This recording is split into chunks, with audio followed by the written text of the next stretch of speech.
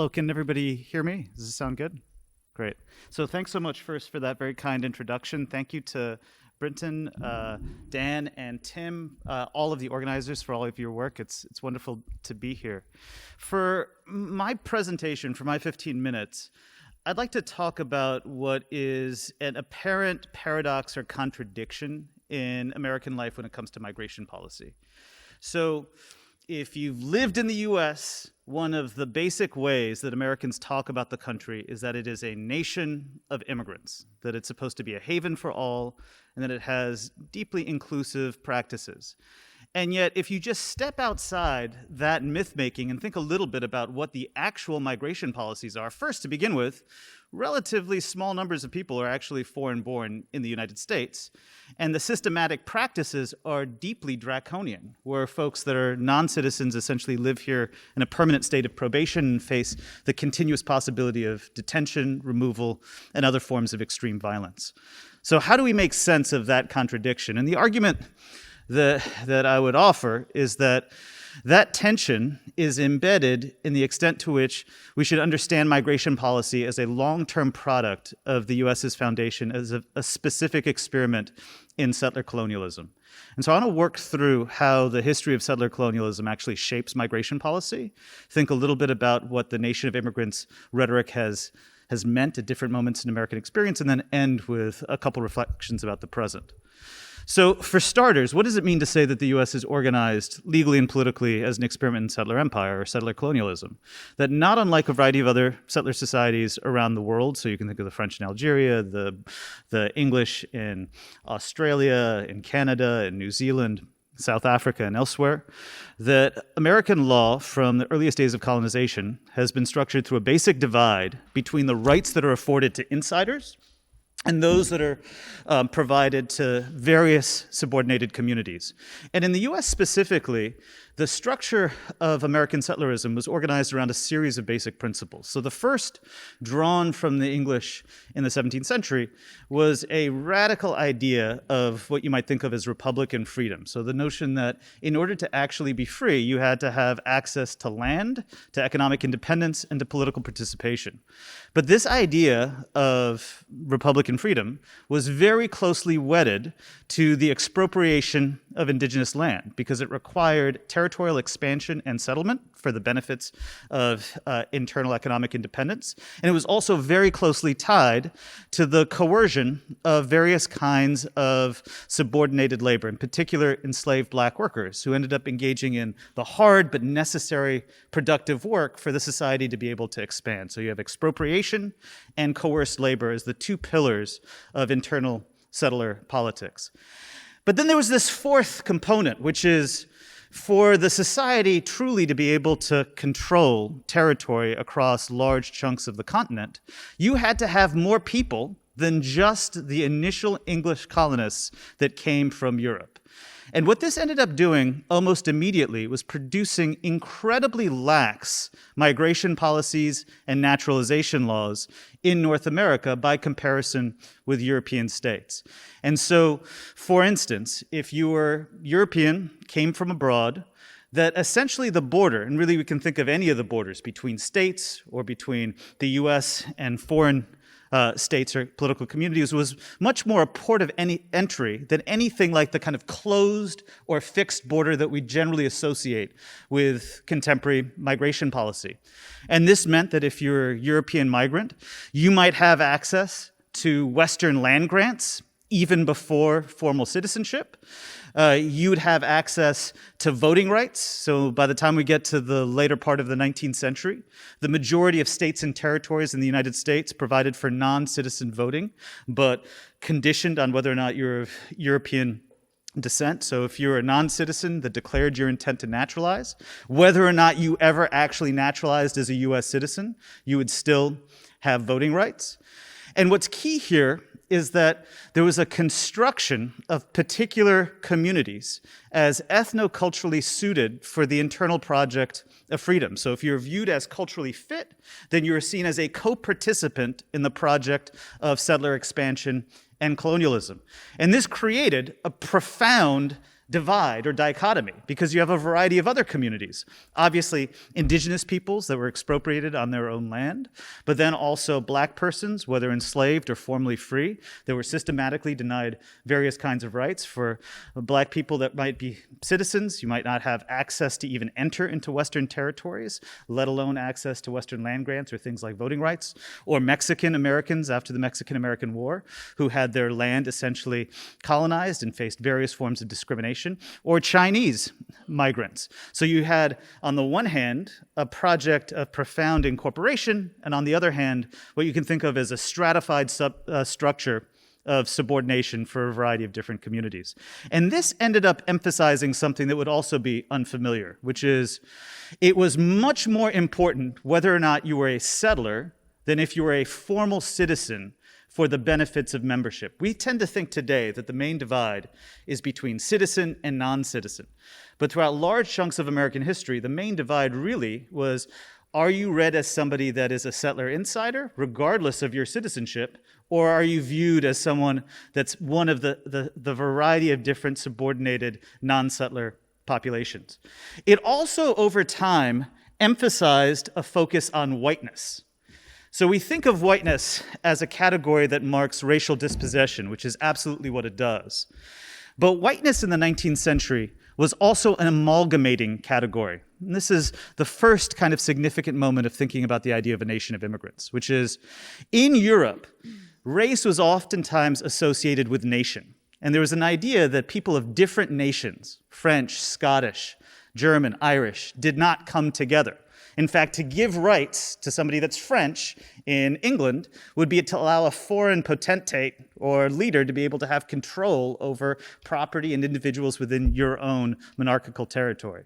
In the US instead, precisely because of the desire to be able to expand and incorporate new communities, what ends up happening almost immediately is relatively lax laws towards inviting people from these different populations, and also intermarriage, various kinds of integration across these different communities. And so you could say that the US is distinctive because it's French, it's Scottish, it's Irish, it's German, and even an initial focus on Protestantism over time, just because of who's coming into the country, gives way to an inclusion of people that are European but Catholic.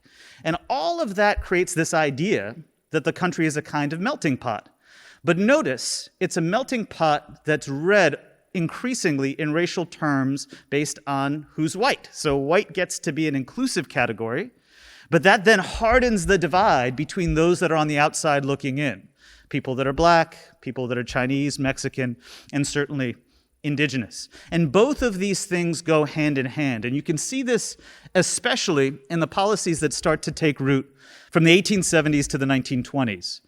And this is the first time that there's a sustained federal deportation and migration system, but it's exclusively, or more or less exclusively, for people of Chinese descent. So Chinese get categorized as a community of non-citizens that can never naturalize as US citizens. They face systematic bars. The Page Act more or less systematically excludes Chinese women from being able to enter the country. They're the Chinese exclusion laws that affect Chinese labor that have been discussed earlier. They're the so-called alien land laws that were also discussed earlier that dispossess Asian migrants, non-citizens ineligible to naturalize from being able to effectively own land. This, at the state level, this is a massive infrastructure of control over a non-white population at the very same time that the idea of the country as an amalgamated one that incorporates all of these different European nations into a single national community is something that's really taking root domestically. All right, so how does this start to shift?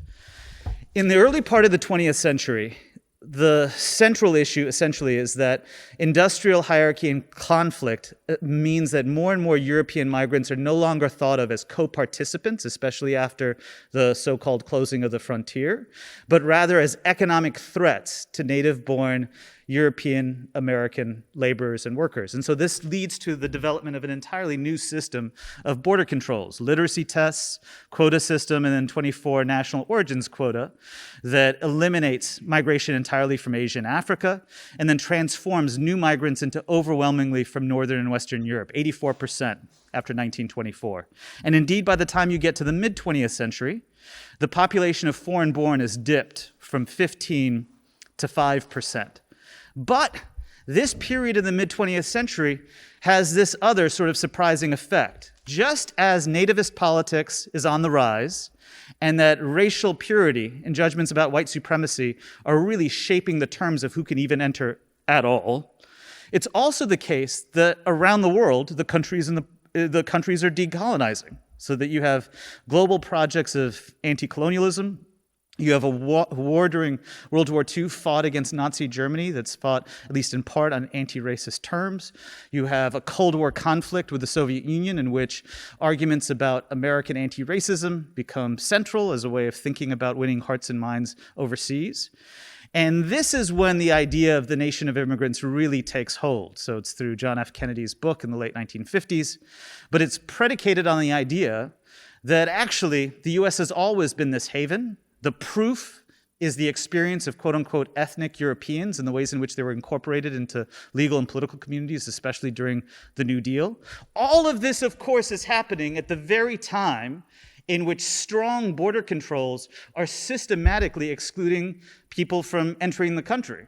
So the very period in which the country is being reconceived as a nation of immigrants for these domestic and international purposes is the period in which populations of foreign-born decrease, nativism is on the rise, and there's a strong commitment to a kind of forced assimilation even of Euro-American and ethnic communities.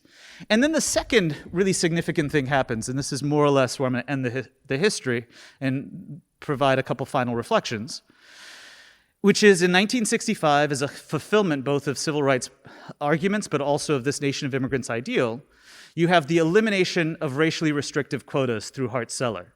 But for the first time, the Western Hemisphere, and here we can especially think of Mexico, is placed on a quota system. And the effect since 65 has been that the vast majority of the people that come into this country are coming from parts of the world that historically had been viewed as unfit for membership. But they're doing so under circumstances wildly different than the experience in the 19th century, with none of the benefits of an easy pathway to naturalization, access to Western land grants or what amount to social welfare programs, voting rights even before independence.